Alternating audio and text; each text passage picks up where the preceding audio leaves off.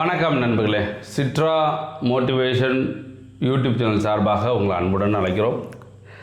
நண்பர்களே, வாழ்க்கையில் வெற்றி பெற வேண்டுமென்றால் கண்டிப்பாக கஷ்டப்படாமல் வெற்றி பெற முடியாது.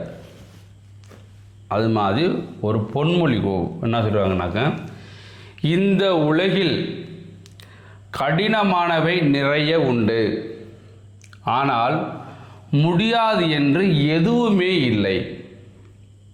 புரிஞ்சதா? இந்த உலகத்தில் கடினமானது நிறையா இருக்குது, ஆனால் முடியாது என்பது உலகத்தில் எதுவுமே கிடையாது அப்படின்னு சொல்கிறாங்க. இப்போது ஒரு 2 வாரத்துக்கு முன்னாடி நான் வெள்ளியங்கிரி மலைக்கு போயிருந்தேன். அந்த வெள்ளியங்கிரி மலை தமிழ்நாட்டிலேயே ஒரு கடுமையான மலை, ஒரு ஏரி போகணுன்னா ரொம்ப கடுமையாக இருக்கும். அப்போ அங்கே அலௌன்ஸ் பண்ணிட்டே இருப்பாங்க, வயதானவர்கள், அப்புறம் பெண்கள், அப்புறம் நடக்க முடியாதவங்க, ரொம்ப குண்டாக இருக்கிறவங்க, இவங்கெல்லாம் மலை ஏற வேண்டாம் என்று அன்புடன் கேட்டுக்கொள்கிறோம். அப்புறம் சிறுவர்கள் இப்படிலாம் சொல்லுவாங்க. ஏன் அப்படி சொல்கிறாங்க அப்படின்னா, அந்த மலையில் ஏறிட்டு திருப்பி வர்றதுக்கு அவ்வளோ கஷ்டம். மொத்தம் 7 மலை கடந்து ஒரு சிவனை தரிசிக்கணும். அங்கே வெள்ளியங்கிரி மலையுடைய சிறப்பு என்ன அப்படின்னா, 7 மலை கடந்து போகணும். 7 மலை கடந்து போய் அங்கே சிவன் இருக்கார். அது 6000 அடி உயரத்தில் இருக்கார். சமதளமாக இருக்க மாட்டார் அவர். மலையில் ஏறதே பெருசு.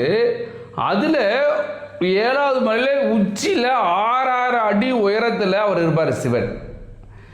அப்போ போகிற மலை எப்படி இருக்கும்? இப்போ முதல் மலையில் ஏறினமாக்கும் கல்லுக்கல்லாக இருக்கும், முண்டுக்கல் கட்டியிருப்பாங்க. இப்போ மலையில் உடைஞ்சி விழுந்திருக்கும். அப்போ அதே நேரத்தில் செருப்பு போடாமத்தையும் போகணும். அப்போ 2வது மலை வழுக்கு பாறையில் போகணும். 3வது மலை, 4வது மலை, 5வது மலை, 6வது மலை, அது 7வது மலை ரொம்ப பிடிக்கும், ஒரு உயரத்தில் போகணும். அப்போது அது கடினமானது தான். அப்போ அந்த மலை கடினமான மலை இருந்தாலும் அத்தனை நபர்கள் அந்த 7 மலையை கடந்து சிவனை தரிசிக்கிறோம்னு சொன்னால், முடியாது நினச்சா செய்ய முடியுமா? செய்ய முடியாது.